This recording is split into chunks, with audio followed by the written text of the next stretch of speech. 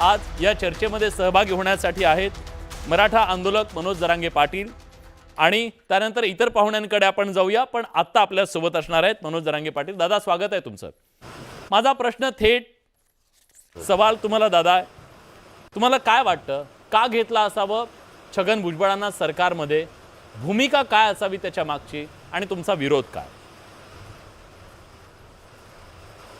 नाही, विरोध असण्याचं काही कारणच नाही आहे, परंतु ते एखाद्याच्या गोरगरिबाच्या लेकराला आरक्षण लागतं त्याला विरोध करतो, म्हणजे नीतिमत्ता चांगली नाही म्हणून विरोध आहे। त्यांच्या विचाराला आमचा पूर्णपणानं 100% विरोध आहे, कारण इतके गलिच्छ विचार एखाद्याच्या लेकरा बाळाविषयी असू नयेत म्हणून तिथे विरोध आहे। आणि ते आला काय आणि गेला काय त्याचा काही फरक पडत नाही आम्हाला। ते आज नवीन थोडा आहे, पहिल्यापासूनच मंत्री आहे आणि त्याची पहिल्यापासून नियतच बनलेली की गोरगरिबांच्या लेकराला विरोध करायचा। त्यांनी अनेक ओबीसीच्या 200 जाती पुढे येऊ दिलेल्या नाही आहेत, हे गोरगरीब ओबीसींना माहिती आहे, त्याच्यामुळे आम्हाला दुःख नसण्याचं काही कारण नाही। आणि त्याला काय एवढा आनंद व्यक्त करायची गरज नाही। मंत्रीपद दिलं तर उष्टच खरकटत ताट दिले खायला आणि कुठं पहिल्याच्यात दिलंय त्याला। पण आता हे अजित पवारांनी हे जाणून बुजून केलंय असं म्हणण्याऐवजी आता तर अशा माहिती मिळतात की फडणवीस साहेबांनी दिलंय वाटतं, दोघांनी, अजितदादांनी आणि त्यांनी दोघांनी मिळून दिलं तर आम्हाला काय फरक नाही। आमचा फक्त एवढंच म्हणणं आहे, मराठा आरक्षणाला विरोध नाही करायचा, लेकरा बाळाला विरोध करायचा नाही। काय पडलेलं होतं मोकळं सध्या तर दिलं असं काय, आता काय त्याच्यात काय आनंद आहे बरं एवढा? एक तर खरकटत ताट दिलंय, काय त्याचा खाण्याचाच आनंद व्यक्त करतं, ते हातापाया पडून घेतलंय म्हातारपणाला, त्याने ते म्हातारपणाला लेकरू झाल्यासारखा आनंद आपला करतं व्यक्त। जे फटाकडे पहिलेच आणलेले होते ते कुजून जायचे, त्याचे मागून दारू निघून जायचे म्हणून फुसके फटाकडे व्हायचे तर आपले बस त्याने वाजित थोडे आनंद तेवढाच। आता ओबीसीचं मतदान दुसरं काय, नगर परिषदा येतात, जिल्हा परिषदा, पंचायत समितीला सभा घेऊन पळायला लावते, चॉकलेट देते, नादी लावते आणि सोडून देते। काय त्याचे एकटा थोडा असं आहे केलंय मातंबर आहे, खूप ओबीसी मध्ये मातंबर येतं आणि त्याच्यापेक्षाही खूप उच्च विचाराचे येतं, ताकदवर येतं, पण आता त्याला मान वर काढू देत नाही कुणी। त्याला वाटतं माया मागं उभं राहावं यांनी, असं इतक्या वाईट विचाराचा माणूस येतो। बरं, पण तुम्हाला असं वाटतं की निवडणुका डोळ्यासमोर ठेवूनच हे सगळं मुद्दाम घडून आणलेलं आहे, राजकीय हेतू याच्या मागचा आहे? हे छगन भुजबळ सुद्धा माहित असेल ना, आम्हालाच काय सगळ्या महाराष्ट्रालाच कळतंय। कारण इतका जातीवादी माणूस परवडतच नाही। जाती जातीत ओबीसीत मराठ्यात भांडणं लावून द्यायची आणि तिकडे मजात बसायचं, आणि त्याला देवेंद्र फडणवीस साहेबांना सुद्धा परवडत नाही तो, आणि अजितदादांना पण नाही परवडत, कुणालाच परवडत नाही तो माणूस। कारण ओबीसीचे लिडरशिप करणारे खूप लोक आहेत, अत्यंत हुशार सुद्धा आहेत, पण आता त्यांना काय हे मोठ्या झाडाखाली म्हणतात ना, बारीक झाड उगत नाही, असं हे बाकीच्या दुसऱ्याला वर जाऊ देत नाही। त्यामुळं ते परत म्हणले असते घ्या निवडणुकीपुरतं लय आरडत आहे, आरडायचं तरी बंद करील। पण ओबीसीना खुश करण्यासाठी जरी त्यांना हे दिलं असेल तर याची प्रतिक्रिया मराठा समाजातून काय उमटते? मराठा समाज काय विचार करतोय? आम्हाला विचार करायची काय गरज नाही त्याची, आम्ही म्हणतो त्याला आम्हाला महत्व द्यायची गरज नाही। त्याला कुठं ओरिजिनल पाहिलं फळीत बसले, त्याला ते उष्ट खरकट ताट दिलंय, बस आता खात कवर बिन काय आहे त्याला, दुसऱ्याला नाराज करून त्यांनी घेतलंय, काय दुसरं काय केलंय त्यांनी कोणता तीर मारलाय?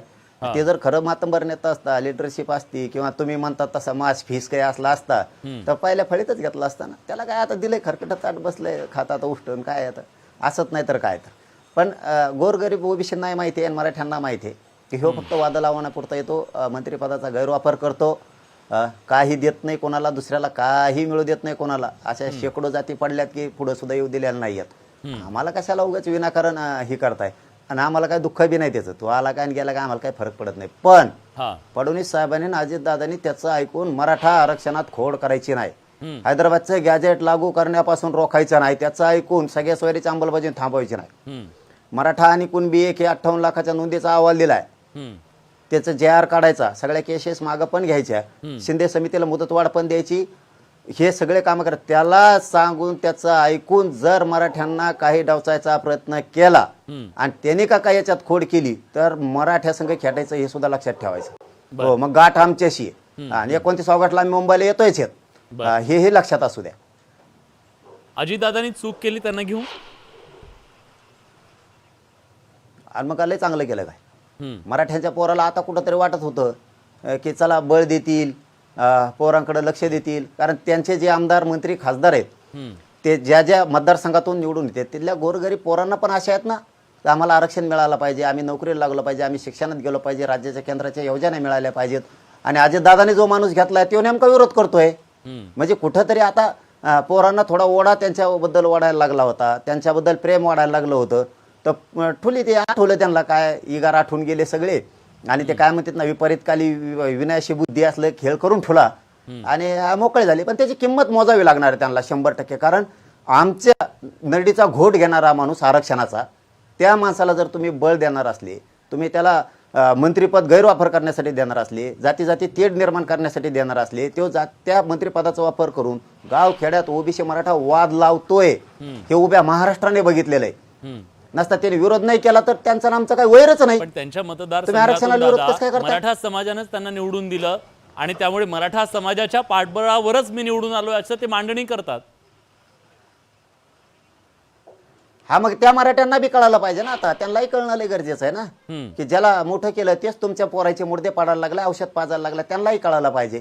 लोकांना मराठ्यांचे संस्कार कसे आहेत जाऊ द्या, चुकला असेल इथून पुढे नियत बदलील म्हणून त्याच्या येवल्या मतदारसंघातल्या मराठ्यांनी केलं असं मतदान. त्यांना काय माहिती पुढे बी असं वागल म्हणून. कारण यांनी याचे संस्कार बदलणं गरजेचं होतं की आता मराठ्यांनी आपल्याला जर निवडून दिलंय, आपल्याला जर मराठ्यांनी मतदान केलं तर त्यांच्या लेकराच्या नरडीचा घोट घ्यायचा नाही, आरक्षण त्यांना द्यायचं, त्यांचे लेकरही नोकरीला लागले पाहिजे, ही नियत त्याची असली पाहिजे होती. परंतु आता उघडतील मराठ्याचे डोळे आणि आता मराठा खरबडून जागा झालेला आहे की हे प्रत्येक वेळेचे दगेफटके, प्रत्येक वेळेचा अन्याय अत्याचार नुसतं आम्हीच का सहन करायचा, आम्हीच शांततेच्या भूमिकेत प्रत्येक वेळेस यायचं. ते आले ना, आम्हाला काही दुःख नाही बडे भाऊ, काय व्हायचं ते होऊ दे. त्या काय आम्हाला ते पहिल्यापासून, ते काय नवीन आहे काय, आता पहिल्यापासूनच आहे. त्याच्या आता नियतच तसली आहे. त्याने आता म्हातारपणाला हात पाया पडून घेतलंय, त्याला वाटलं घ्या पडून, याच्या पाया पडे त्याच्या पाया पडे, त्याने बळच घेतलंय आणि आता ते त्याचाच आनंद व्यक्त करते. काय उठ्या ताटावर आनंद व्यक्त करतो भाऊ, त्यामुळे आम्हाला महत्व वाटणं त्याचं. बरं, ठीक आहे.